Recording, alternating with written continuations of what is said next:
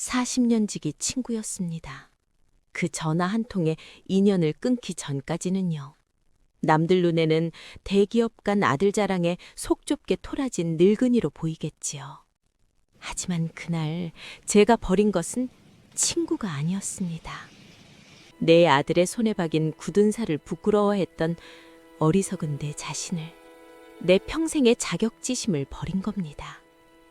살다 보면 남의 말 한마디에 평생 쌓아온 세월이 와르르 무너지는 순간이 찾아오곤 하죠.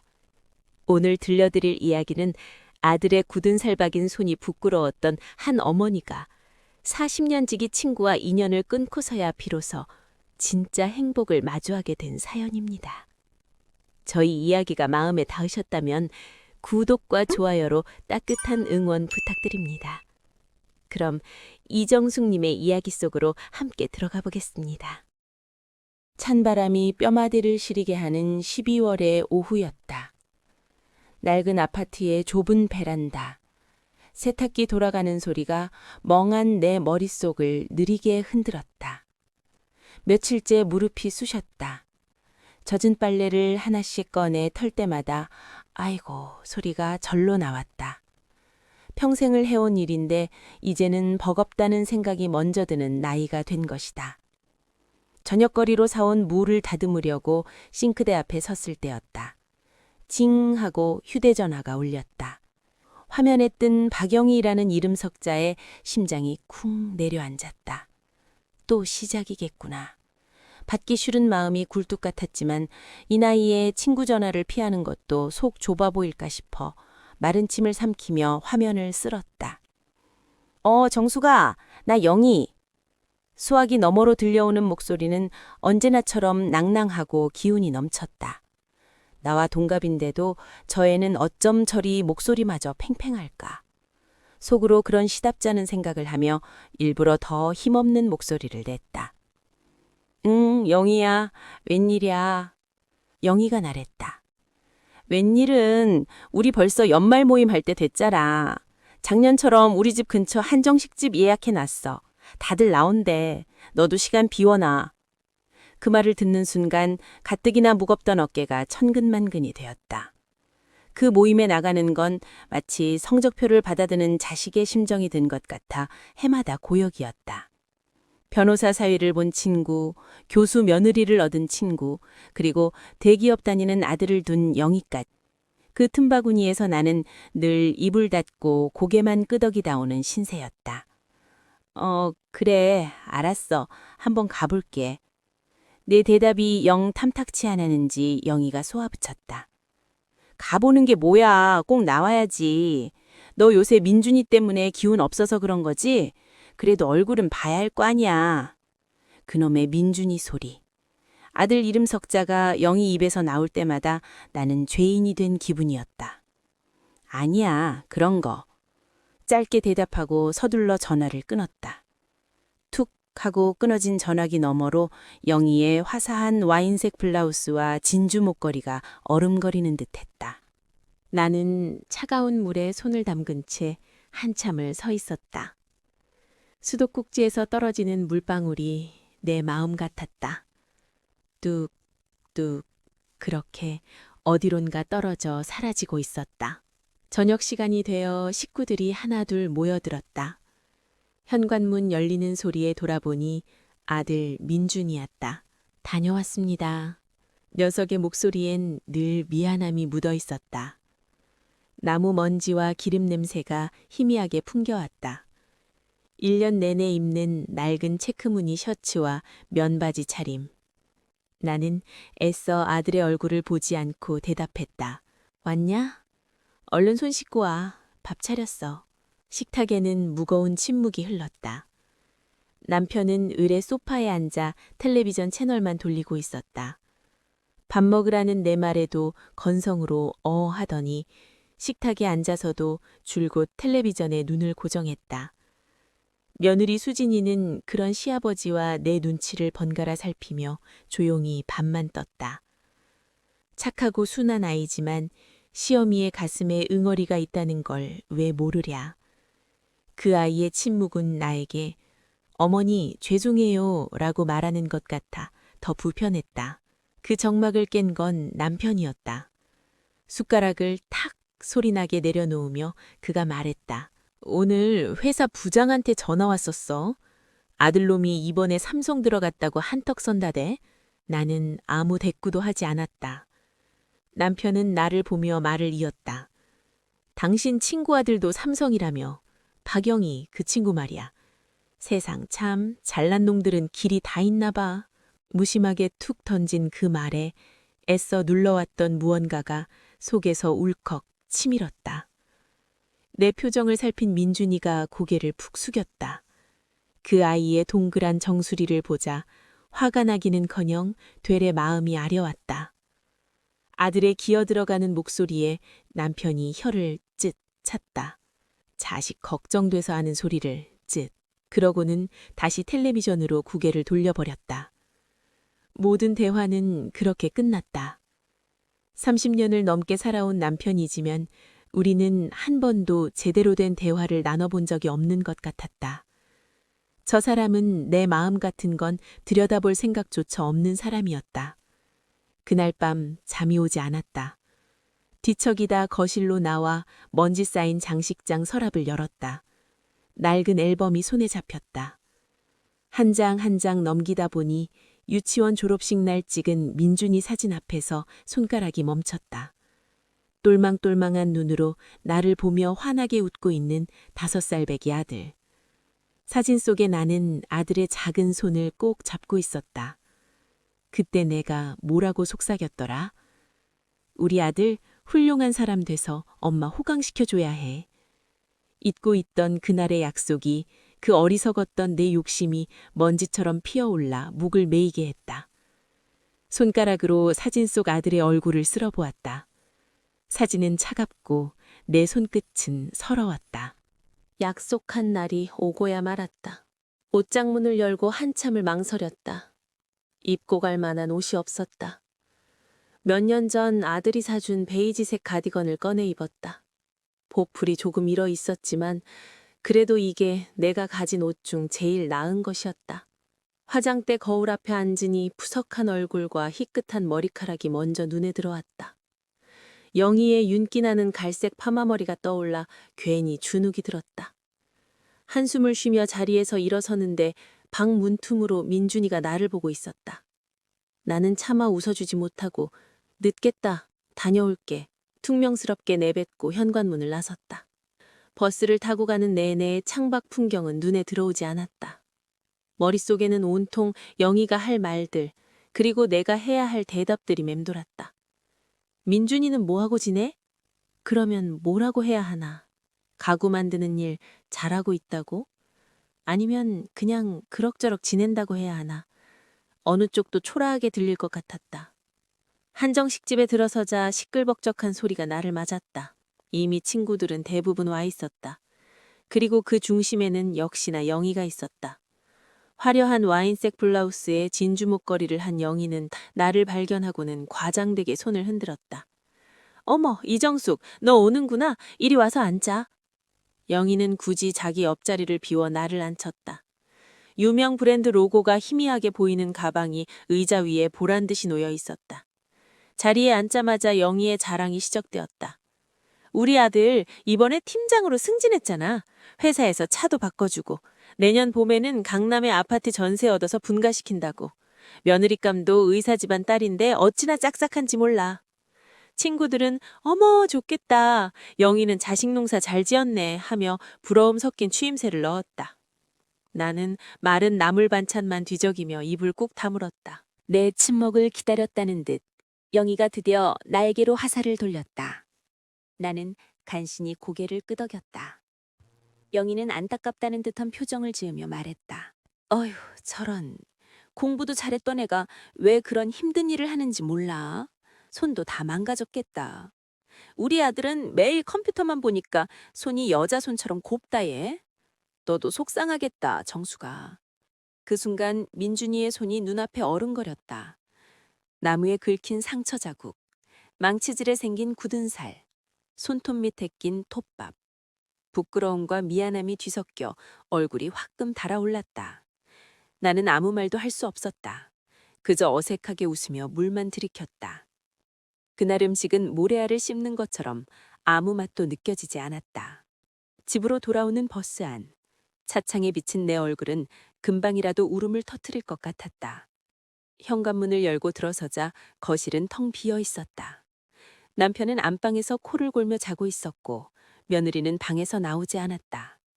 아들 방에서 희미하게 불빛이 새어나왔다. 나는 홀린 듯 아들의 방문을 살짝 열었다. 녀석은 작은 공방으로 쓰는 베란다에서 무언가를 열심히 만들고 있었다. 사포질하는 소리가 규칙적으로 들려왔다.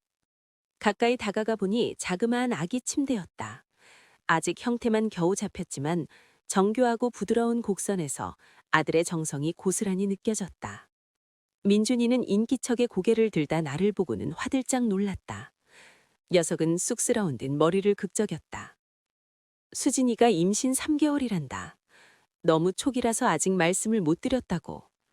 나는 그 작은 아기 침대와 아들의 얼굴을 번갈아 보았다. 영희 앞에서 느꼈던 부끄러움, 아들에 대한 미안함, 그리고 이제 곧 아버지가 될 아들의 모습에서 느껴지는 낯선 대견함. 이 모든 감정이 뒤엉켜 머릿속이 하얘졌다. 나는 아무 말도 못하고 방으로 들어와 이불을 뒤집었었다. 이불 속에서 나는 소리 없이 울었다. 아들의 굳은 살 박힌 손이 만들어낼 저 작은 생명의 요람이 그 어떤 대기업 명함보다 위대하고 소중하다는 것을 머리로는 알면서도 세상의 잣대 앞에 초라해지는 내 자신이 너무나 한심해서 눈물이 멈추지 않았다. 그날 이후 며칠 동안 집안의 공기는 납덩이처럼 무거웠다. 나는 필요 없는 말은 일절하지 않았고 식구들은 그런 내 눈치만 살폈다. 설거지를 하다가도 빨래를 널다가도 울컥하고 한숨이 터져나왔다. 그런 나를 지켜보는 민준이와 수진이의 얼굴에는 그늘이 졌다. 하지만 누구도 먼저 그 침묵을 깨지 못했다. 깨트릴 방법을 몰랐기 때문일 것이다. 사건은 영희의 전화 한 통에서 다시 시작되었다. 동창회 이후 일주일쯤 지났을까 저녁 준비를 하는데 또 휴대전화가 울렸다. 영희였다. 받지 않으려다 벨소리 때문에 신경이 쓰이는 듯 찡그린 남편의 미간을 보고 마지못해 전화를 받았다. 영희는 숨 쉴 틈도 주지 않고 자랑을 늘어놓았다. 그러고는 결정타를 날렸다. 그래서 말인데 내가 너 기운내라고 밥 한번 살게. 민준이도 같이 나오라고 해. 우리 아들 만나서 좋은 얘기도 좀 듣고 하면 자극도 되고 좋잖아. 안 그래? 그 말을 듣는 순간 무언가 툭 끊어지는 소리가 머릿속에서 들렸다. 평생을 참고 사귀고 안으로만 눌러담았던 감정의 둑이 와르르 무너져 내렸다. 나는 전화를 끊고 그대로 거실로 걸어나갔다. 남편은 여전히 소파에 누워 텔레비전을 보고 있었다. 과자 부스러기를 흘리며 리모컨을 누르는 그 평온한 모습에 내 안의 모든 분노가 그를 향해 들끓었다. 내가 쟁반을 들고 그 앞을 지나가다 일부러 손을 놓쳤다. 쨍그랑. 유리컵이 박살나는 소리가 요란하게 거실을 울렸다. 남편이 쏘스라치게 놀라며 나를 쳐다봤다. 나는 깨진 유리 조각은 아랑곳하지 않고 남편을 똑바로 노려보며 소리쳤다. 뭐 하는 짓이냐고. 당신이야말로 뭐 하는 사람인데? 당신, 내가 평생 어떻게 살았는지 알기나 해? 당신은 그냥 앉아서 텔레비전이나 보고 남의 집 자식 얘기나 하면서 내 속 긁으면 그만이지. 내 아들이, 당신 아들이 저렇게 자기 손 다 망가뜨려가면서 일하는 거, 그게 당신 눈에는 그렇게 하찮아 보여? 영희 아들 발뒤꿈치에도 못 따라가는 실패한 인생으로 보이냐고. 내 목소리는 심하게 떨리고 있었다. 눈물이 쉴 새 없이 흘러내렸다. 40년 만에 처음이었다. 남편 앞에서, 아니 누구 앞에서든 이렇게 내 감정을 터뜨려 본 것은. 남편은 내 기세에 눌려 아무 말도 못하고 입만 벙긋거렸다. 당신 오늘 왜 이래 정말. 그저 그 말만 되풀이할 뿐이었다. 그때였다. 방에서 나온 민준이가 내 앞을 막아서며 말했다. 엄마, 제가 잘못했어요. 그만 그러지 마세요. 나는 아들을 보며 울부짖었다. 네가 조금만 더, 조금만 더. 말을 잇지 못했다. 차마 남들처럼 잘났더라면 이라는 잔인한 말은 뱉을 수가 없었다. 민준이는 그런 나를 보며 입술을 깨물더니 결심한 듯 입을 열었다.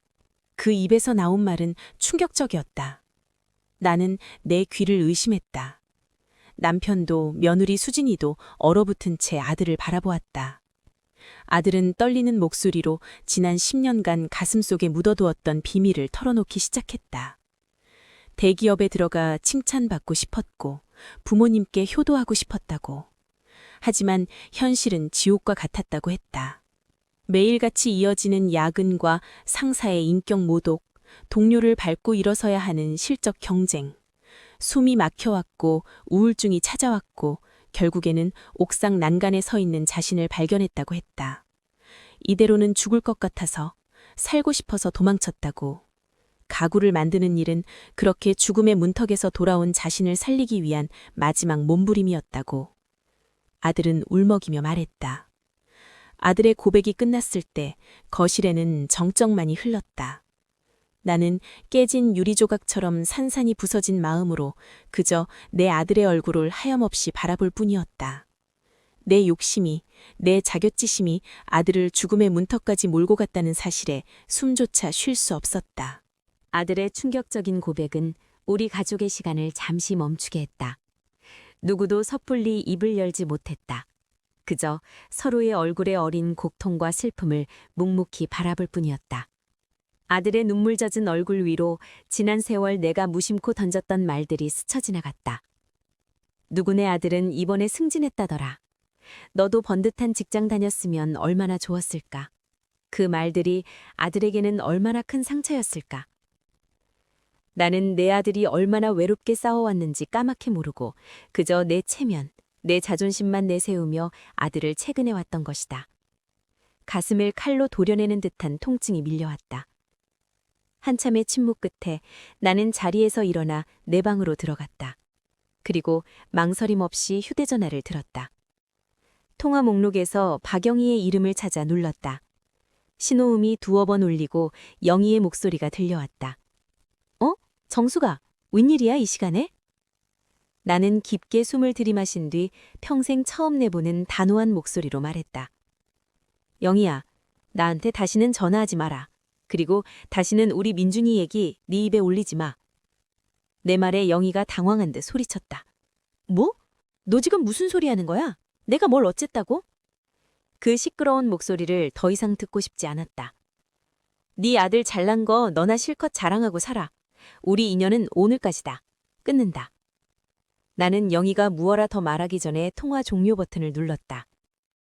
수십 년간 나를 얽매이고 있던 질기고 질긴 동아줄이 툭 하고 끊어지는 기분이었다. 허탈함보다는 시원함이, 분노보다는 해방감이 먼저 찾아왔다. 그래, 나는 친구를 버린 게 아니었다. 내 자식의 고통을 외면했던 어리석은 엄마를 버린 것이다. 남의 시선에 갇혀 내 자식의 고통을 외면했던 어리석은 엄마를 버린 것이다. 전화를 끊고 나는 민준이가 있는 공방으로 향했다. 아들은 멍하니 작업대 앞에 앉아 있었다. 내가 들어서는 것을 보고 흠칫 놀라는 아들에게로 다가가 나는 말없이 아들의 손을 잡았다. 투박하고 거칠고 여기저기 상처투성이인 손. 하지만 이제 그 손은 나에게 더 이상 부끄러움의 상징이 아니었다.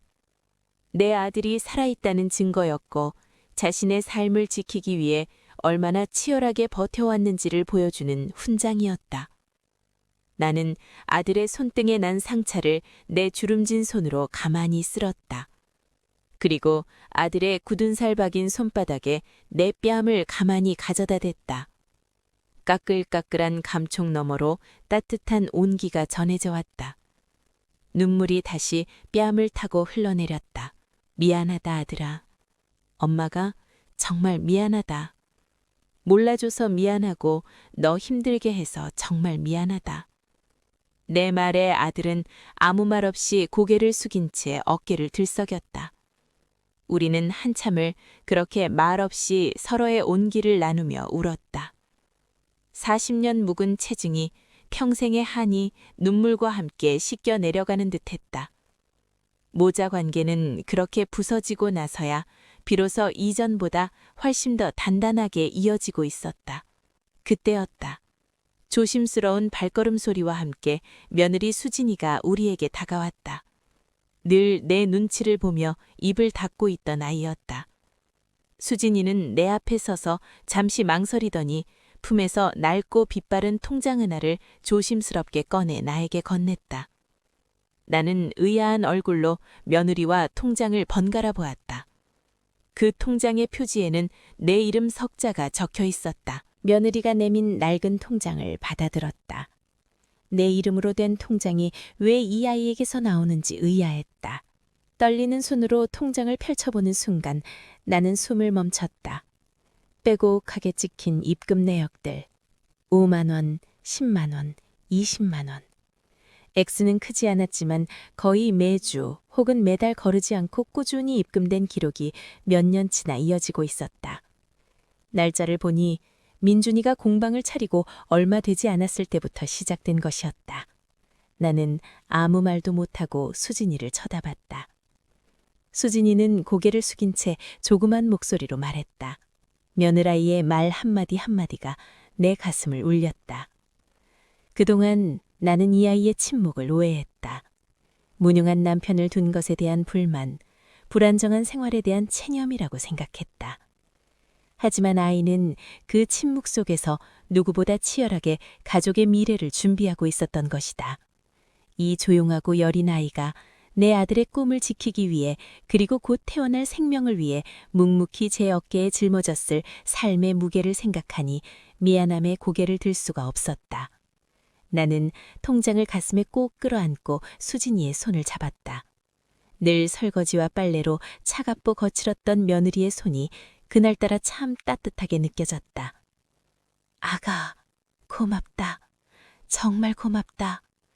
이 늙은 어미가 너무 속이 좁았다. 내 말에 수진이는 그제야 참았던 눈물을 터뜨렸다. 우리는 시어머니와 며느리가 아니라 같은 상처를 보듬고 같은 희망을 품은 여자 대 여자로 서로를 부둥켜 안고 한참을 울었다. 그 모습을 어느새 공방문 앞에 서 있던 남편과 아들이 조용히 지켜보고 있었다. 평생 무뚝뚝하고 무관심했던 남편의 눈가도 붉게 젖어 있었다. 며칠 뒤 늦은 오후의 햇살이 공방 안을 따스하게 비추고 있었다. 우리 네 식구는 모두 공방에 모여 있었다. 민준이가 완성한 아기 침대 앞에 서였다. 부드러운 소나무 향기가 공방 가득 퍼져나갔다. 정교하게 깎고 다듬어 매끄러워진 아기 침대는 세상 그 어떤 명품 가구보다 더 아름답고 귀해 보였다.